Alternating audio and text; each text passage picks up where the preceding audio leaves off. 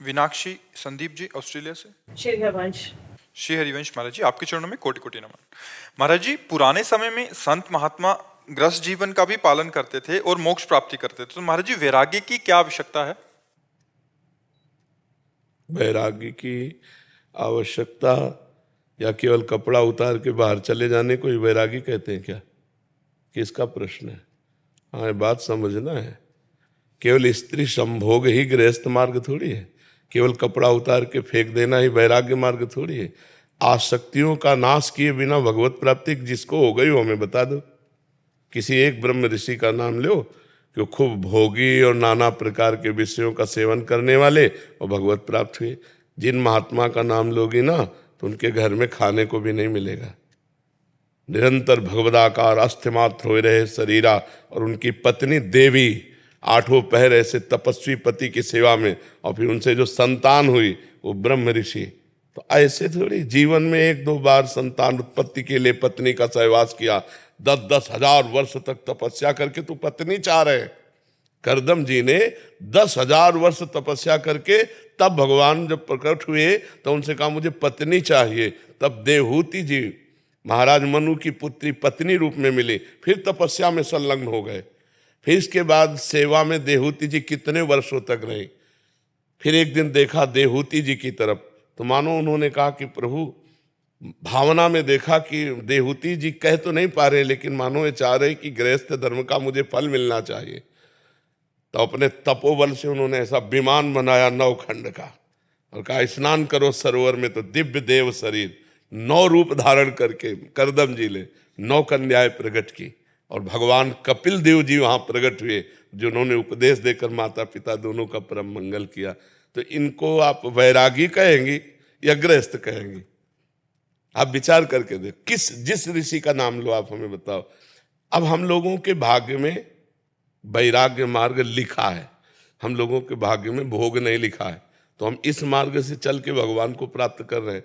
आप लोगों के भाग्य में भोग है तो भोग को योग बनाते हुए भगवान की प्राप्ति करो। ऐसा थोड़ी कि तुम मनमानी भोग करो और भगवान को प्राप्त हो। तुम भगवान को प्राप्त हो क्या? इतने कितने भगवान को प्राप्त हैं हमें बताओ। भोग तो भोग रहे हो, कितने भगवान को प्राप्त हैं? तो वैरागी कितने भगवान को प्राप्त हैं?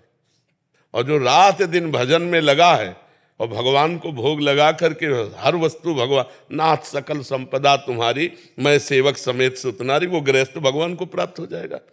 भगवान को जो भजेगा वो भगवान को प्राप्त होगा, चाहे गृहस्थ हो चाहे विरक्त हो। अब कहते बनने की क्या आवश्यकता है? तो देखो, भगवान की संपूर्ण सृष्टि है।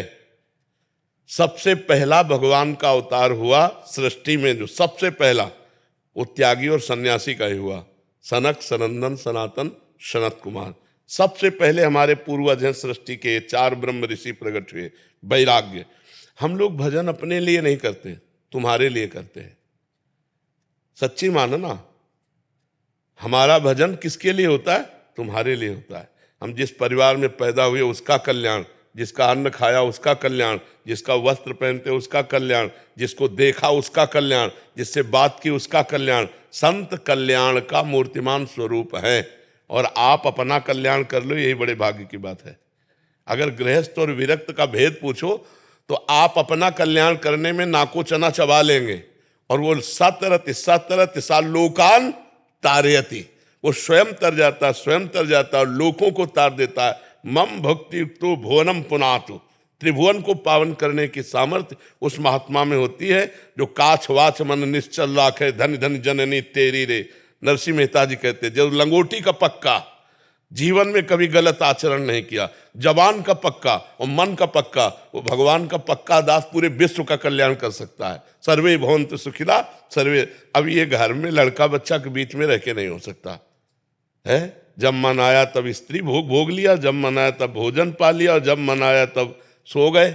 जो भोग मन आया, और यहाँ भूख लगी, हफ्तों भोजन नहीं मिले तो भगवान को थोड़ी छोड़ा है, किसी की याद थोड़ी आई कि केवल भगवान का प्यार चाहिए, मुझे नहीं चाहिए किसी का प्यार। आज तक एक दोस्त नहीं। आप सही निकल गए, उस टाइम कोई बॉयफ्रेंड गर्लफ्रेंड का पंगा नहीं था। बहुत सही निकल गया। तो सोचिए हमारे जो जमाना है, हमारे जो पीढ़ी है, जैसे हम बाहर घूमते रहते हैं ना, तो बाबा जी ऐसे गर्लफ्रेंड नहीं है ना, उसको सोचते हैं अरे कैसा इंसान है, इसकी गर्लफ्रेंड नहीं है, मतलब कि उसको गिनते ही नहीं है। जैसे ही है बस कोई काम का नहीं है, कोई दोस्त नहीं बनने का, सोचे कि यार ये तो इसको दूर करो, ये क्या वैसे हमारे समय में नहीं था ये जब स्कूल जाते थे तो ये मतलब ये कोई प्रपंच की बात ही लेती कर नहीं है तो लोग हमसे कहते हैं तुम्हारी तो कोई गर्लफ्रेंड ही नहीं है। भगवान को बनाओ यार, इतना बढ़िया दोस्त है भगवान। प्रिया प्रीतम इनसे मस्त रहो। देखो ऐसे हमें दोस्त मिल गए दोनों, प्रिया प्रीतम, श्यामा श्याम, कि पूछो मत, हमें किसी की जरूरत नहीं। ये तो भगवान ने सेवा दी इसलिए आपके सामने बैठ के बात करते हैं, नहीं ऐसे बैठने में जो सुख है वो ऐसे बैठने में नहीं है, आप समझ लो। हमें भी आप मिल गए। हम अपने सुख का त्याग कर, तभी कह रहे कि वैराग्य लेने की जरूरत क्या है, अपने सुख का त्याग करके आपके लिए भजन करना, आपके लिए ज्ञानार्जन किए हुए जीवन की बातें आपको देना। नहीं तो हमें क्या चाहिए? आप कोई फीस दे के आए हो क्या? नहीं, हाँ, आप अपना समय दो, आप हमारा समय लो, आप अपनी भिक्षा दो और हमारी शिक्षा लो, दोनों का कल्याण हो जाएगा। भिक्षा से हमारा भजन बन रहा है, शिक्षा से तुम्हारा भजन बनेगा, दोनों को मंगल हो जाएगा। और दोनों जरूरत है, वो जब बालकों की तरह पूरे जगत को अपने उदार चरिता नाम वसुधैव कुटुंबकम। अब हम, अच्छा आप सच्ची बताओ, हमारे सामने बैठे हो, क्या हम आपको पराये लग रहे हैं? नहीं। एक बात बता लो, ऐसा नहीं लगता ना कि ये हमारे हैं, हमारे घर के हैं? तो क्या ऐसा गृहस्थ किसी गृहस्थ से कह सकता है? ऐसा देख सकता है? आप क्यों देख रहे हैं? क्योंकि हमारा कोई नहीं है आपके सिवा, आप सबके सिवा हमारा कोई नहीं, इसलिए आप सबको ये दिखाई देगा कि बाबा जी पर्सनल मेरे लगते हैं, बाबा जी ऐसा लगता है कि मेरे हैं, नहीं लगता है? क्योंकि हमारा कोई नहीं है, और अगर हमारा कोई हो तो अभी ये बात लगना बंद हो जाएगी। इसलिए विरक्त अनिवार्य है, बिना विरक्त के जगत कल्याण नहीं हो सकता, जगत मंगल नहीं हो सकता। समझ में?